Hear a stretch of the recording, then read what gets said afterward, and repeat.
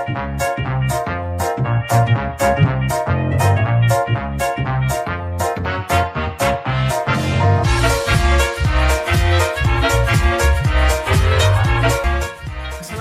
warahmatullahi wabarakatuh. Kembali lagi bertemu dengan saya Pak Alkindi dalam mata pelajaran IPA. Bagaimana kabar kalian anak-anak pada pagi hari ini? Apakah semuanya masih sehat? Bagus, banyak sekali yang menjawab pada pagi hari ini. Sepertinya kelas kita pada pagi hari ini sangat ramai.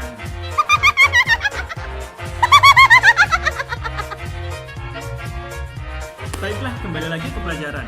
Pada pagi hari ini kita masih akan belajar mengenai metamorfosis. Lebih tepatnya lagi, membandingkan antara metamorfosis sempurna dengan metamorfosis tidak sempurna. Selain itu, kita juga akan belajar berbagai manfaat dari makhluk hidup, baik itu tumbuhan ataupun hewan, untuk manusia dan lingkungan. Baiklah, untuk lebih jelasnya lagi, mari kita saksikan tayangan video berikut ini. IPA tema 6 subtema 2, pembelajaran 1 dan 2. Siklus hidup makhluk hidup. Siklus hidup hewan. Pada pagi hari ini kita akan belajar mengenai metamorfosis tidak sempurna, karena sebelumnya kita sudah belajar mengenai apa itu perkembangan, apa itu pertumbuhan, dan apa itu metamorfosis. Nah, sekarang kita akan belajar mengenai metamorfosis tidak sempurna. Selain itu, kita akan membandingkan siklus hidup dua hewan yang berbeda antara makhluk yang bisa metamorfosis sempurna dan yang tidak. Dan yang terakhir, kita akan mempelajari tentang manfaat makhluk hidup bagi lingkungan sekitar. Lingkungan tidak hanya untuk manusia, tetapi juga untuk alam. Metamorfosis dibedakan menjadi dua, yaitu metamorfosis sempurna dan yang tidak sempurna. Untuk metamorfosis sempurna, ciri-cirinya yang pertama, terdapat perbedaan bentuk tubuh hewan saat lahir dengan bentuk dewasanya. Jadi ketika baru lahir dengan bentuk dewasa akan sangat berbeda jauh. Itu ciri-ciri yang pertama. Yang kedua, terdapat fase pupa atau kepompong dalam siklus hidupnya. Kita ambil contoh kupu-kupu. Ketika baru lahir berupa ulat dan dewasa menjadi kupu-kupu. Dua bentuk yang sangat berbeda, dan juga terdapat fase pupa atau kepompong selama hidupnya. Ketika ulat belum menjadi kupu-kupu, di tengah-tengahnya adalah fase kepompong atau pupa.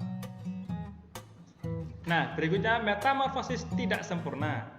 Yang pertama, ciri-cirinya pertumbuhan dan perkembangan hewan dengan bentuk tubuh saat lahir sama atau mirip dengan bentuk dewasa. Kalian perhatikan contohnya di sini belalang. Dari belalang dari nimfa hingga menjadi belalang dewasa. Nimfa artinya serangga kecil. Jadi sekali lagi, nimfa artinya serangga kecil. Bentuk dari nimfa ketika baru keluar dari telur dengan bentuk belalang dewasa kurang lebih sama atau mirip. Karena itu disebut metamorfosis tidak sempurna. Dan juga belalang tidak melalui tahap kepompong. Nah, metamorfosis tidak sempurna. Beberapa hewan memiliki fase metamorfosis tidak sempurna, terutama serangga dan amfibi. Mereka memiliki sebuah fase pertumbuhan, mulai dari awal hingga akhir pertumbuhan. Jika pada umumnya hewan mengalami fase pertumbuhan biasa, namun tidak dengan serangga dan amfibi.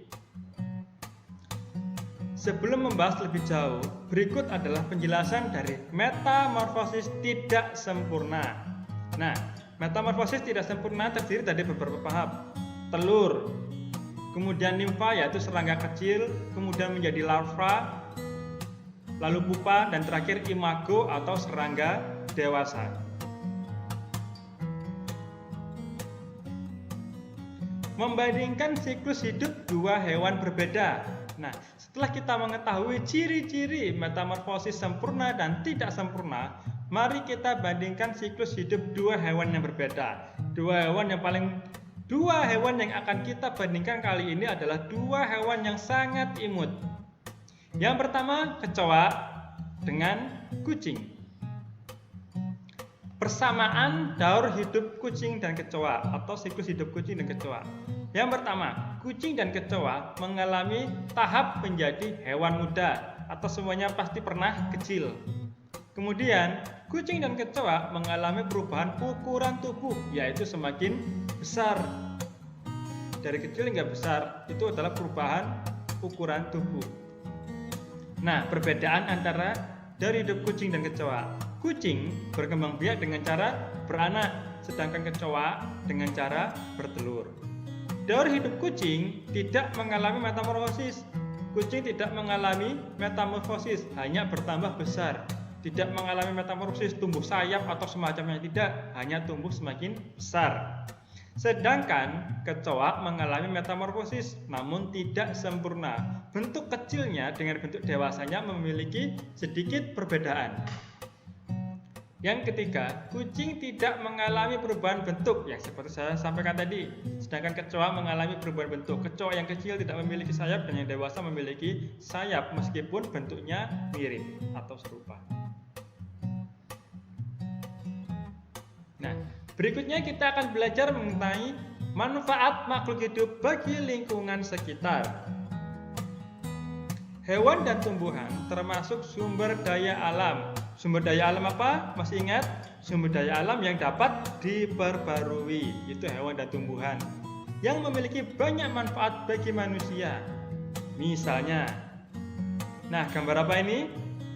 Ini adalah gambar dari ulat sutra. Ulat sutra dimanfaatkan kepompongnya untuk digunakan dipintal menjadi kain sutra. Kain sutra terbuat dari kepompong ulat sutra yang diproses hingga menjadi benang. Setelah menjadi benang baru dibuat menjadi kain. Nah, ini juga sama. Apa ini? Ini pohon kapas. Kapas diproses menjadi benang kemudian menjadi kain.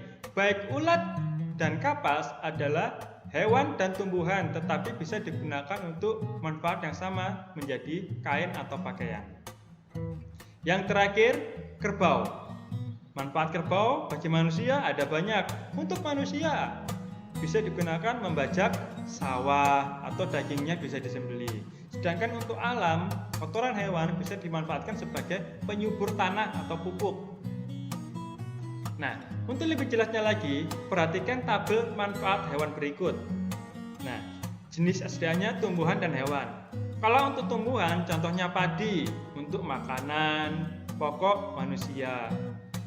Ayam juga bisa ya, banyak burung juga makan padi. Nah, contoh berikutnya kapas. Kapas sebagai bahan pembuat kain katun. Kapas diproses, dipintal menjadi benang. Setelah menjadi benang, diproses lagi benang tersebut menjadi kain. Setelah menjadi kain, diproses lagi menjadi pakaian.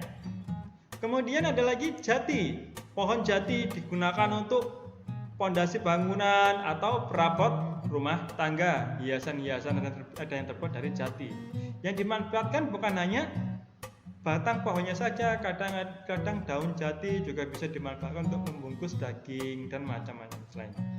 Berikutnya hewan. Ikan manfaatnya untuk bahan makanan baik manusia ataupun hewan lainnya. Domba bahan makanan dan rambutnya, bulunya bisa dipintal menjadi benang, setelah menjadi benang kembali menjadi kain. Setelah menjadi kain bisa berubah menjadi pakaian. Nah, baik tumbuhan dan hewan sama-sama bisa digunakan untuk manfaat manusia sebagai pakaian. Yang terakhir kerbau, yang seperti tadi sudah dijelaskan untuk bahan makanan disembelih dan juga tenaganya bisa digunakan untuk membajak sawah. Nah, sekian untuk pembelajaran hari ini mengenai metamorfosis tidak sempurna dan juga manfaat hewan dan tumbuhan bagi lingkungan dan manusia.